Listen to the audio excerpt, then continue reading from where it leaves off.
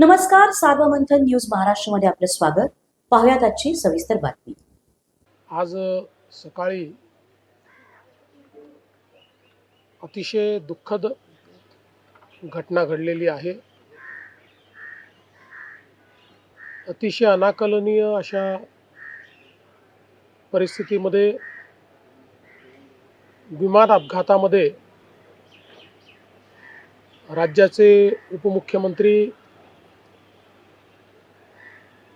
अजितदादा पवार यांचं दुःखद निधन झाल्याची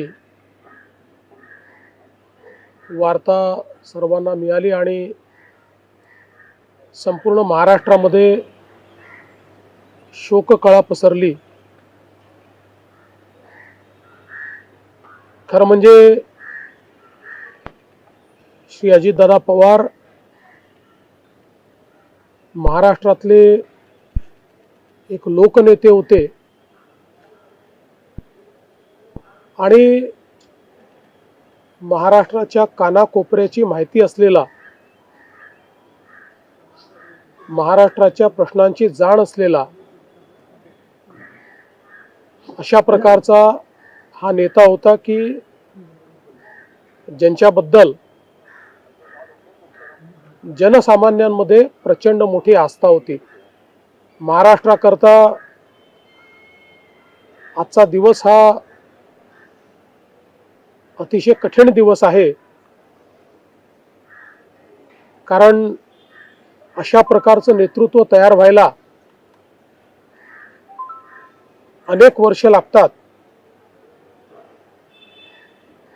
आणि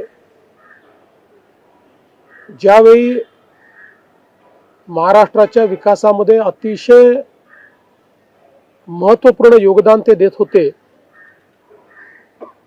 अशा काळामध्ये त्यांचं निघून जाणं हे अविश्वसनीय आहे, मनाला चटका लावणारा आहे. माझ्याकरता तर वैयक्तिक एक दमदार आणि दिलदार अशा प्रकारचा मित्र या ठिकाणी सोडून गेलेला आहे.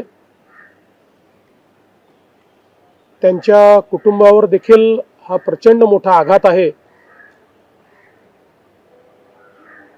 मी आणि एकनाथराव शिंदे साहेब आम्ही लवकरच बारामतीकडे निघणार आहोत.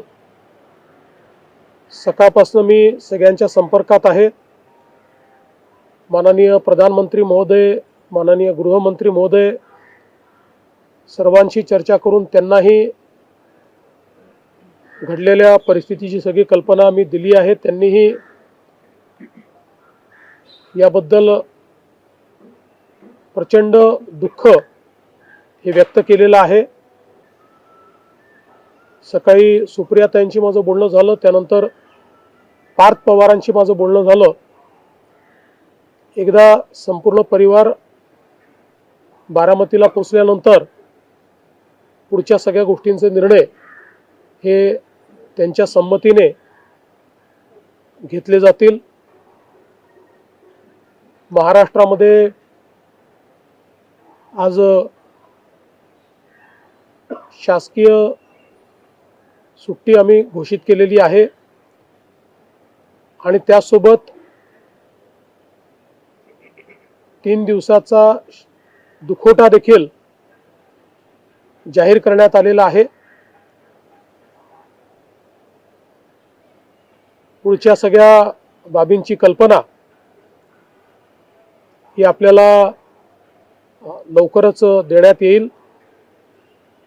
पण मला असं वाटतं की कधीही भरून न निघणारं अशा प्रकारचे नुकसान आहे.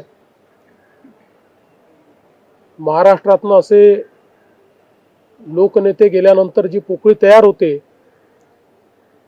ते भरून काढणं हे अतिशय कठीण आहे आणि निश्चितच